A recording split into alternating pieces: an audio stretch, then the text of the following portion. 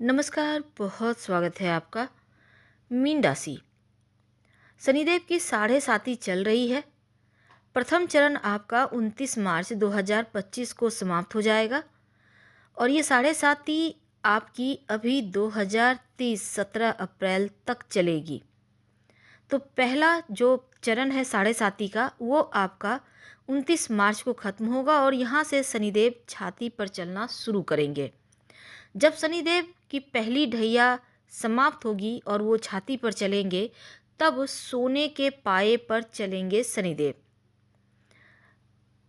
तो जो मीन राशि है जल तत्व की राशि है, देवगुरु बृहस्पति की राशि है और यहीं पर आएंगे शनिदेव, यानी आपके प्रथम भाव में शनिदेव आ रहे हैं 29 मार्च से।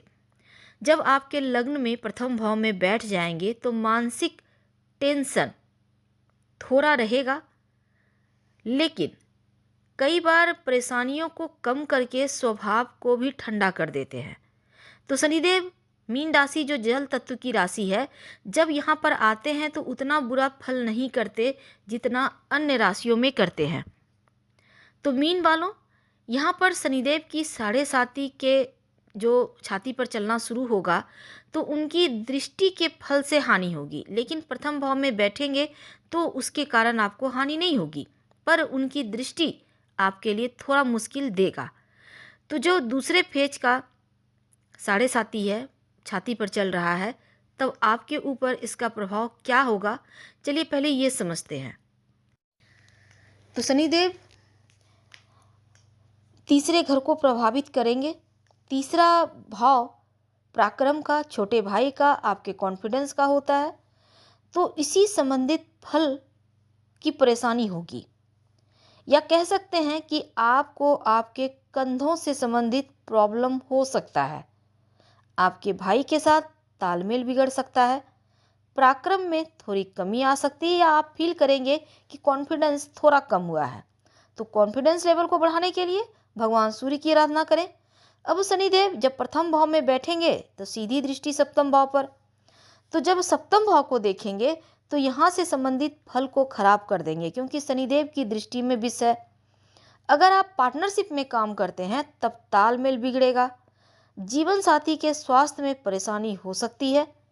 शनिदेव का गोचर के कारण 10वीं जो दृष्टि है आपके दसम भाव पर है। अब दसम भाव आपके कारोबार का होता है, तो आपका जो लाइफ का, जहाँ से आपके पैसे आ रहे हैं, आप जो काम करते हैं, आप नौकरी करते हैं, आप व्यापारी भाई हैं, आप कारोबारी भाई हैं, तो उस फल को थोड़ा स्लो कर देंगे। तो कारोबार में थोड़ी सी मंदी आपको दिख सकती है, यानी उम्मीद के मुताबिक उतना फल नहीं मिलेगा। तो थोड़ा डिस्टर्ब करेंगे, कारोबार को थोड़ा स्लो करेंगे, प्रगति को थोड़ा सा रोक देंगे, अवरोध डालेंगे, तो कार्यस्थल पर आपका प्रभाव भी थोड़ा कम होगा। लेकिन एक चीज़ है, आप जो भी मेहनत करते हैं, आप काम करते हैं, किसी और को उसका क्रेडिट मत दीजिएगा लेने, क्योंकि ऐसा होगा कि आप खुद से चीज़ों को छोड़ेंगे तो दिक्कत होगी बाद में। तो छाती पर चलना शनिदेव का जो दूसरी ढैया है, जिसको कह सकते हैं, वो 23 फरवरी 2028 को पूर्णतया समाप्त होगी। तो आपके ऊपर तीसरी ढैया इसके बाद से चलेगी। लेकिन जो यहाँ मीन वालों, आपके प्रथम भाव में जो शनिदेव बैठे हैं और ये छाती पर चल रहे हैं, तो शनिदेव की छाती पर चलना सबसे मुश्किल समय होता है। हालांकि शनिदेव स्वास्थ्य संबंधी हल्की फुल्की समस्या इस समय देते नजर आएंगे। अपना ख्याल रखें, नियमित रूप से दवाइयाँ लें, योगा एक्सरसाइज करें, चरित्र हनन का प्रयास करें होगी। तो अपने चरित्र को पावन बनाए रखें, कोई भी इलीगल कार्य ना करें। रिश्तों में दरारें हो सकती हैं, तो आपको सतर्क रहना होगा। मानसिक टेंशन से बचने के लिए शिव जी की आराधना करें तो मुश्किलें कम होंगी। इस दौरान आप सफलता पाने में लगेगा आपको कि मुश्किलें आ रही हैं, पर घबराइए मत, मेहनत से सफलता आपको जरूर मिलेगी।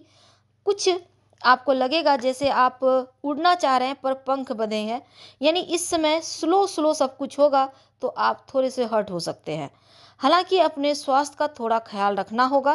पहला भाव स्वास्थ्य को भी दर्शाता है। नियमित रूप से योगा एक्सरसाइज कीजिए, अपना ख्याल रखें, किसी भी तरह का संक्रमण से बचें। यानी जब भी आप भीड़ भाड़ वाले इलाके में जाते हैं तो मास्क वगैरह लगाइए, अपना केयर कीजिए, हेल्दी डाइट लीजिए और मानसिक टेंशन से बचना होगा। मन में कुछ चीज़ों को लेकर भय हो सकता है, इससे बचें। ये भय आपका परमानेंट नहीं होगा, बल्कि ये भय भ्रम के तरह होगा। तो इन चीज़ों से बचना होगा। इसमें आपकी सोच, आपके कार्य करने की क्षमता, आपके निर्णय लेने की क्षमता में स्पष्टता बनाना बहुत आवश्यक है। उपाय के तौर पर क्या करेंगे? रोज शाम के समय ओम शनिश्चराय नमः इस मंत्र का 108 बार जप करें और अगर ज़्यादा परेशानी हो तो छाया दान 3 शनिवार कर दीजिएगा। हम आपसे विदा लेते हैं। जानकारी अच्छी लगे तब लाइक कर सब्सक्राइब करें, शेयर करें, कमेंट करें। धन्यवाद।